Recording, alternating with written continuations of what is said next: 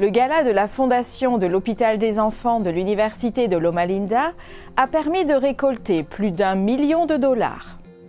Au Pérou, un projet de loi propose que le sabbat soit reconnu comme jour de repos pour les travailleurs des secteurs publics et privés. La 4e saison de la série 23h59 jusqu'à la dernière minute met l'accent sur les événements bibliques des temps de la fin. Le programme évangélique de Penza, dans l'ouest de la Russie, s'est terminé par un baptême. Le développement de ces titres et d'autres histoires encourageantes, aujourd'hui sur ANN.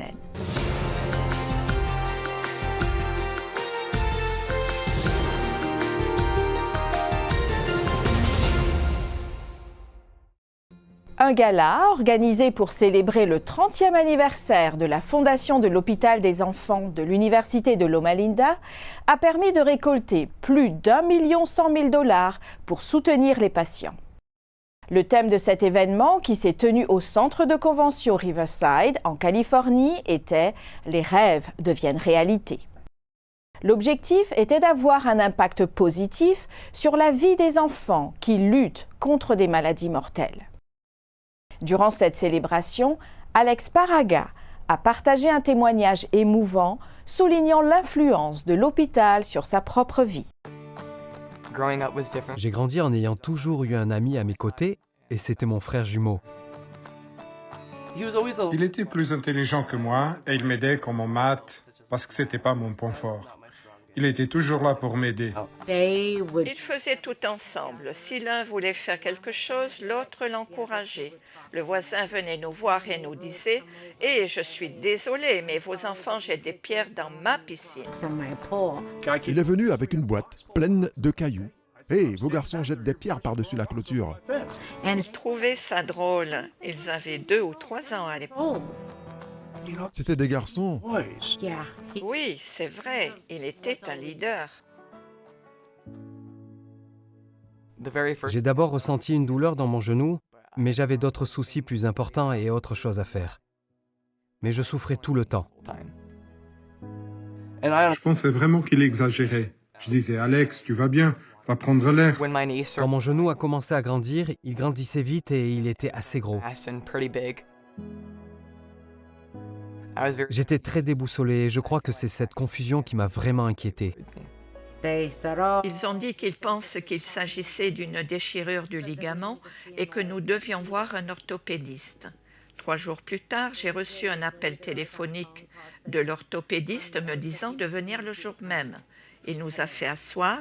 Je voyais bien qu'il y avait quelque chose d'inquiétant. Ils m'ont dit que j'avais un cancer dans le genou et des taches calcifiées dans les poumons. J'étais totalement étourdi et je n'ai pas vraiment compris comment réagir à cela. Si je le pouvais, je l'aurais pris à sa place.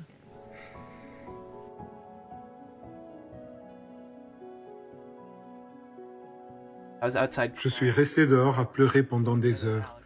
Et puis Alex est entré, on s'est serré dans les bras et on n'a pas cessé de parler. Nous parlions de notre enfance et de ce qu'elle était. Mon assurance m'a transféré à Loma Linda pour poursuivre la chimio.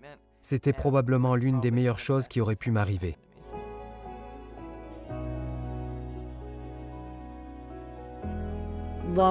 Loma Linda a appelé et a dit « Nous avons un lit, amenez-le pour la chimio. » Cet endroit m'a époustouflé. C'est grâce à eux que nous sommes là aujourd'hui. J'étais très nerveux à l'idée de commencer ma chimio et d'être transféré à Loma Linda. C'était l'inconnu. J'ai eu beaucoup de mal à comprendre pourquoi je faisais ça et pourquoi je traversais cette épreuve. La chimio me faisait plus de mal que le cancer. Connaissant la taille de la tumeur, Alex voulait se débarrasser de sa jambe. Il a dit « Maman, je veux juste qu'il me coupe la jambe. Je ne veux pas vivre cela. Je ne veux pas faire de chimio. Je ne veux pas. » Mais dans la minute qui a suivi, il a dit « Ok, maman, on va s'en sortir. » On m'a remplacé tout le genou et des parties du haut de la cuisse et du bas de la jambe. C'était très douloureux. J'ai été hospitalisé pendant 2 semaines après ma première opération. Tout le personnel m'a donné l'impression d'être une personne à part entière, alors que, dans ma tête, j'importais peu. Le jour de la sortie est arrivé. C'était très important pour moi car j'étais l'un des rares à être arrivé jusque-là. Ce matin-là, j'étais très excité, mais c'était vraiment très difficile parce que tout ce que j'avais connu pendant 11 mois, c'était Loma Linda et le service 4800. C'était très difficile de quitter ce service. Entendre des personnes sonner la cloche de la sortie, je savais que leur voyage, leur combat était terminé. Ça m'a motivé parce que je savais que j'allais y arriver un jour.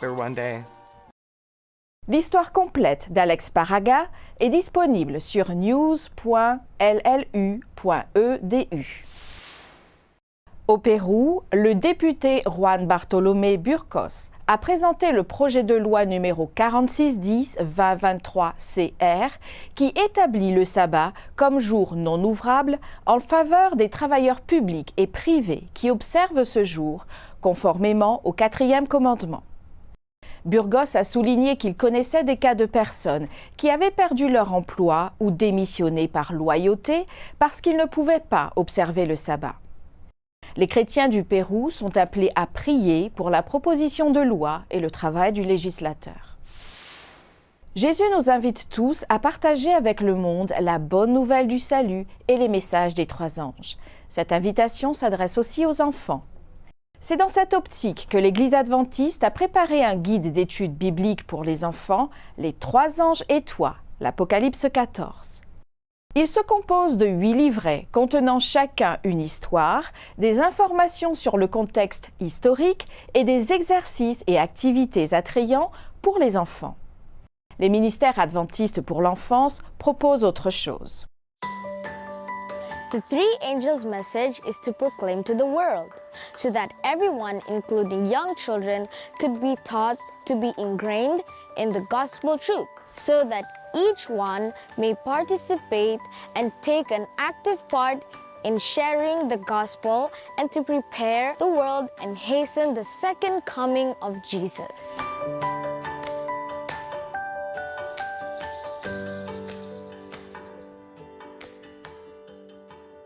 Thanks to the World Church and Adventist Children's Ministries for providing the most needed Bible study guide for children. Children around the world are being taught to be disciples and be guided to embrace the mission. The 3-Angel Bible Study Guide helps me to understand the mission of my church. I have fun studying something that used to be very difficult to understand before.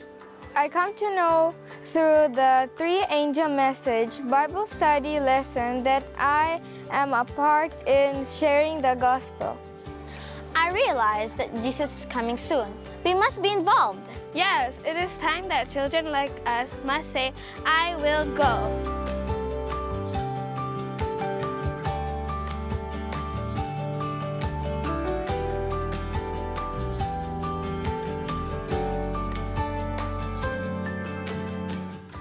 Jesus said in Matthew 28 from 18 to 20, "Therefore go and make disciples of all nations, baptizing them in the name of the Father and of the Son and of the Holy Spirit, and teaching them to obey everything I have commanded you. And surely I am with you always to the very end of the age."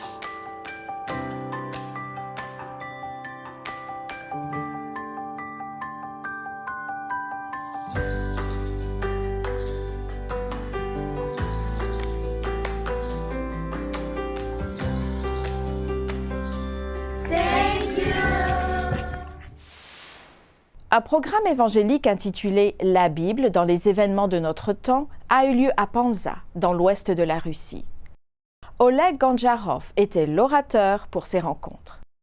Gandjarov, responsable des affaires publiques et de la liberté religieuse de l'Église adventiste du 7e jour dans la région eurasienne, a livré des réflexions spirituelles pour encourager ceux qui avaient déjà pris la décision d'accepter le Christ. Chaque soir, dans la congrégation adventiste locale, des histoires bibliques transportaient les auditeurs à une époque lointaine, celle de la rédaction de la Bible. Ce livre, inspiré par Dieu, parle précisément de notre époque et du message de Dieu et prépare à la seconde venue de Jésus. Le dernier jour du programme, 2 personnes ont donné leur vie à Christ par le baptême. Hope Channel du Centre des Philippines a inauguré un nouveau studio et un nouveau site de transmission qui permettront de remplir la mission de l'Église adventiste du 7e jour dans ce pays. Ces histoires et d'autres nouvelles passionnantes, juste après la pause.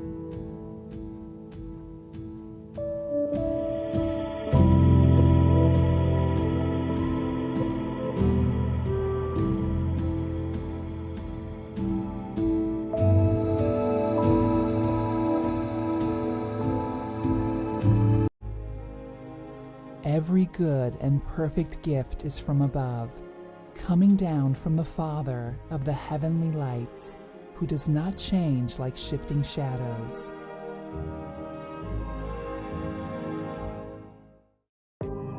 Why is there evil in the world? Are Christians hypocrites? Is the Bible a fairy tale? Does Jesus love everyone? Church doesn't feel relevant to my life.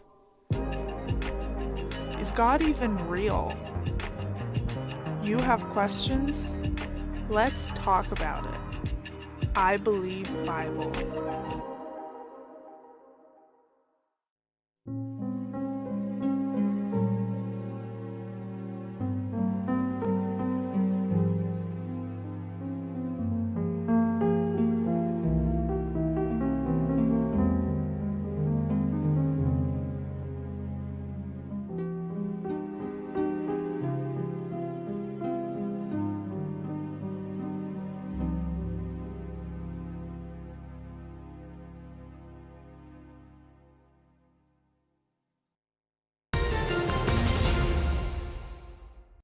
Hope Channel du Centre des Philippines a inauguré un nouveau studio et un nouveau site de transmission à l'Église adventiste du Centre des Philippines. Plus de 200 dirigeants adventistes de toutes les Philippines ainsi que des représentants du gouvernement étaient présents à cette importante célébration. Le nouveau studio, le site de transmission, la maison de transmission, l'émetteur de télévision numérique de 3,5 kW et la tour ont finalement été achevés, marquant une réalisation tant attendue par les églises locales. La plateforme médiatique permettra à l'Église d'atteindre ceux qui n'ont pas encore entendu l'Évangile. Les dirigeants de l'Église ont déclaré que l'objectif principal de Hope Channel du Centre des Philippines est de renforcer et de créer davantage de programmes qui aideront à faire des disciples du Christ et à proclamer l'Évangile éternel à tous les peuples. La série brésilienne, traduite en français par 23h59 jusqu'à la dernière minute sur la chaîne Feliz Seven Play de l'Église adventiste en Amérique du Sud, démarre sa 4e saison et se focalise sur un public plus jeune. La série raconte le drame de 3 amis d'enfance qui ont suivi des chemins différents mais sont confrontés au prochain retour de Jésus et à tout le contexte entourant ce moment. La nouvelle saison présente un temps de persécution, d'un point de vue biblique, contre les fidèles de Dieu dans les derniers temps de ce monde.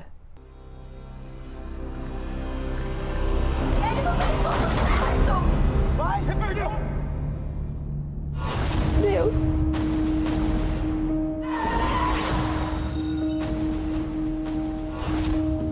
ele sabe que você está aqui. Por que ele não faz nada?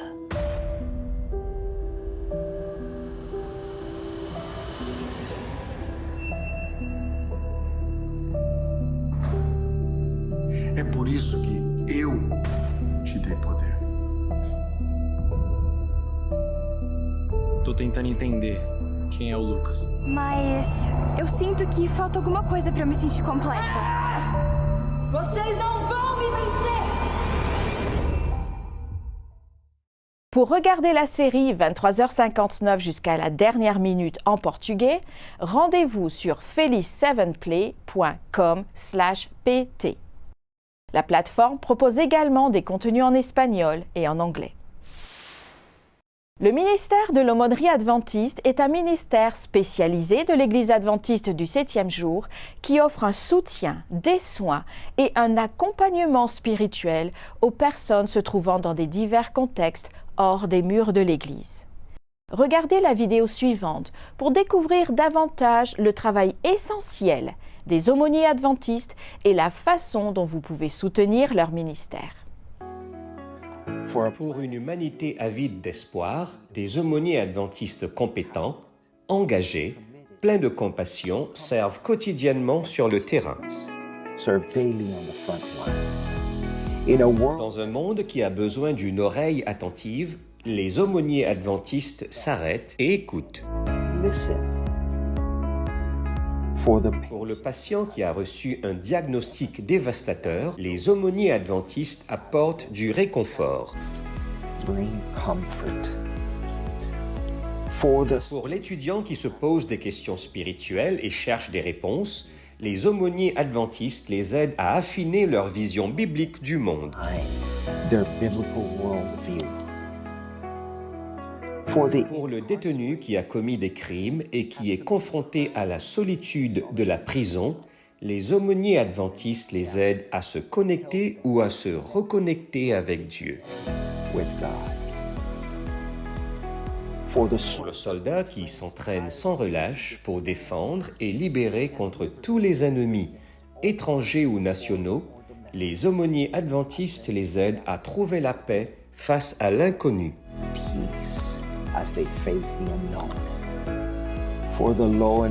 Pour l'agent chargé de faire appliquer la loi et qui risque tout au quotidien, les aumôniers adventistes leur apportent le soutien dont ils ont besoin pour faire face au stress et à l'incertitude des situations qu'ils rencontrent.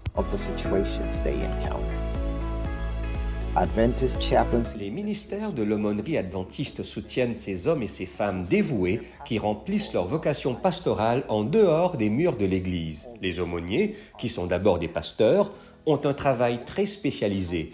Ils doivent répondre à des critères d'approbation spécifiques de la Conférence générale et du Bureau des ministères adventistes de l'aumônerie de leur division et détenir une lettre de créance, une expérience pastorale et une formation spécialisée.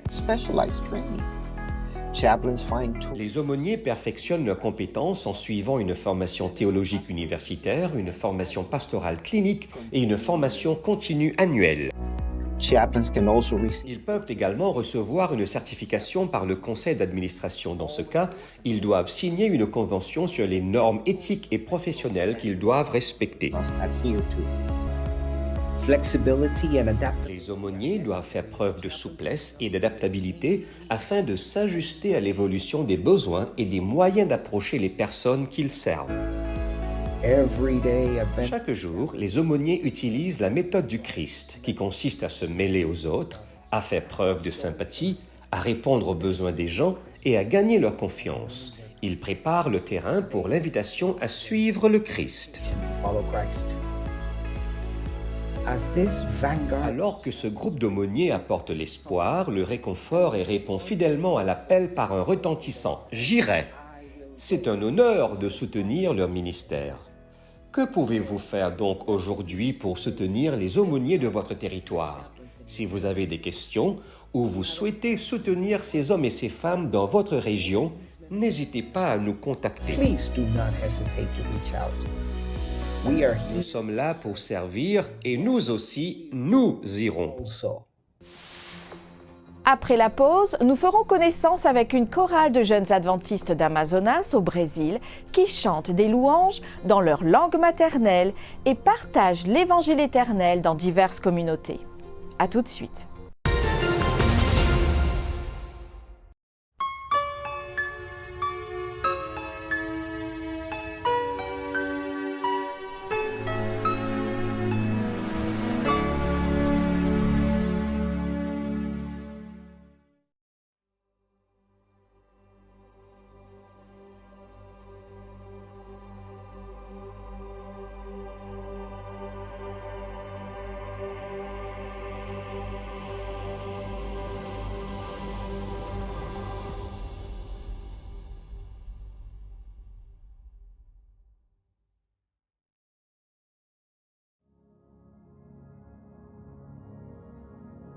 Voici comment Dieu utilise les volcans comme symbole d'espoir.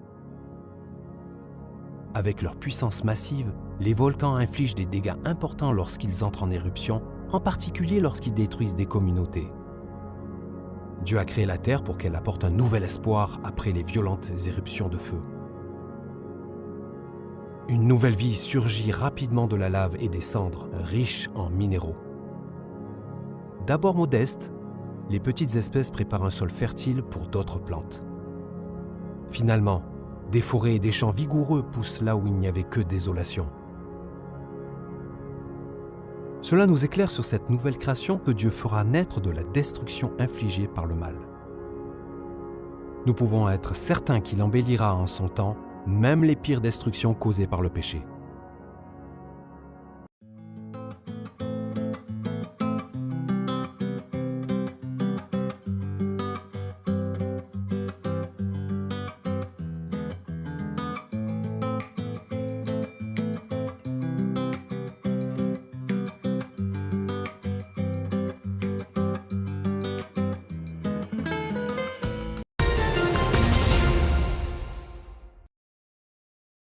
Dans la communauté de Nova Esperança, traduite en français par Nouvel Espoir, dans l'état d'Amazonas au Brésil, vivent plus de 100 familles qui ont décidé de préserver leurs traditions et leur dialecte d'origine, bien que leurs enfants fréquentent des écoles où l'on enseigne le portugais. La tribu des Sateré-Maoué maintient ses coutumes vivantes, même face aux modernisations qui avancent chaque jour vers leur communauté. L'étudiante Pamela Souza, l'une des leaders de la communauté, est responsable de la chorale adventiste Génération Espoir, composée de 25 membres de la tribu, âgés de 11 à 23 ans. Ils chantent des louanges dans leur langue maternelle et se produisent dans diverses communautés et églises de la région. Pamela déclare « Nous sommes toujours prêts à louer Dieu.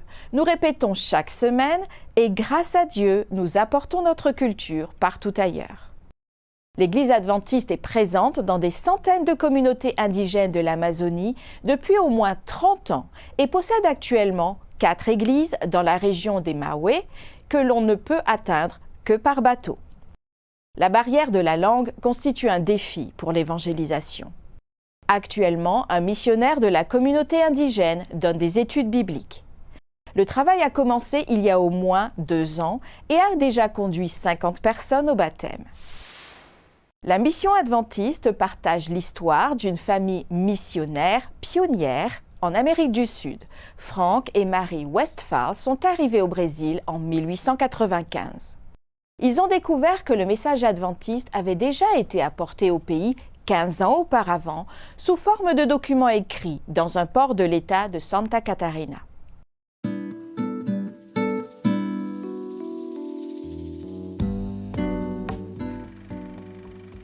Le 22 février 1895, le missionnaire pionnier Frank H. Westphal est arrivé au Brésil. Il découvrit que le message adventiste était déjà arrivé bien 15 ans plus tôt, sous la forme imprimée dans un port de l'État de Santa Catarina. Frank et Mary Westphal ont commencé leur travail dans le Wisconsin, aux États-Unis, où Frank s'est efforcé d'atteindre la population germanophone. Il a fréquenté la Battle Creek College et a enseigné à Union College avant de répondre à l'appel de Dieu à servir comme missionnaire. En 1894, la Conférence générale a décidé de l'envoyer en Amérique du Sud comme premier pasteur consacré. En août 1894, Franck, Marie, leur fils et leur petite-fille arrivent à Buenos Aires, en Argentine. Franck fut nommé président de la mission de la côte est de l'Amérique du Sud, qui couvrait les territoires de l'Argentine, de l'Uruguay, du Paraguay et du Brésil. Franck ne perdit pas de temps et se rendit immédiatement à Crespo, en Argentine, où un groupe de croyants adventistes l'attendait. Là, il aida à établir la première église adventiste en Amérique du Sud. Bientôt, Franck tourne son attention vers le Brésil. Le 18 juillet 1894, Franck a commencé à visiter divers endroits dans l'état de Sao Paulo, rencontrant les familles intéressées et créant des écoles du sabbat. Il s'arrête notamment à Piracicaba, où il baptise Guilherme Stein Jr., le premier croyant brésilien à être baptisé dans le pays. De là, Franck s'est rendu à Gaspar Alto, pour rencontrer un autre groupe de croyants intéressés. À son arrivée, il a essayé de trouver un endroit pour tenir des réunions, mais s'est heurté à l'opposition du chef religieux local. Il a finalement décidé de tenir des réunions près de la rivière. Le sabbat du 8 juin, après avoir célébré le repas du Seigneur, 8 personnes ont été baptisées. Quelques jours plus tard, 15 autres personnes ont été baptisées. Le 15 juin, la première église adventiste brésilienne fut établie à Gaspar Alto, à moins de 40 miles de l'endroit où le message adventiste était arrivé 15 ans plus tôt. Après avoir travaillé dans le camp de la mission pendant 5 mois, Franck est retourné à Buenos Aires pour y vivre une tragédie. Sa fille Hélène était tombée malade et était décédée le 15 juin, 2 semaines avant son retour et le jour même où il avait aidé à établir l'église de Gaspar Alto. Malgré la tragédie et les difficultés, les Westfall ont poursuivi leur route et ont servi pendant 27 ans en Afrique du Sud. Aujourd'hui, le Brésil compte plus de 1,7 million d'adventistes du 7e jour et plus de 18 000 églises et entreprises. On compte un adventiste pour 122 habitants. Aux missionnaires pionniers comme Franck et Marie Westfall, nous disons merci. Merci d'avoir suivi ANN. Rejoignez-nous la semaine prochaine pour plus de nouvelles du siège de l'Église adventiste du 7e jour. Saviez-vous que l'Église adventiste du 7e jour a une chaîne YouTube où vous pouvez regarder ANN Vidéo, ANN in Depth et plein d'autres vidéos étonnantes sur la prophétie, la santé et l'étude de la Bible? N'oubliez pas de cliquer sur le bouton S'abonner pour ne jamais manquer une nouvelle vidéo. Vous pouvez également laisser un commentaire ou un sujet de prière. Une équipe prie pour vous 24 heures sur 24 et 7 jours sur 7. Avant de nous quitter, nous vous laissons avec une bonne nouvelle tirée du livre des Psaumes au chapitre 27 et au verset 14. Espère en l'Éternel, fortifie-toi et que ton cœur s'affermisse. Espère en l'Éternel. Ainsi prend fin notre programme de cette semaine. N'oubliez pas que vous pouvez toujours visiter adventiste.news/fr pour des nouvelles quotidiennes et des vidéos. Nous nous retrouvons la semaine prochaine pour d'autres nouvelles de foi, d'amour et d'espérance. Que Dieu vous bénisse.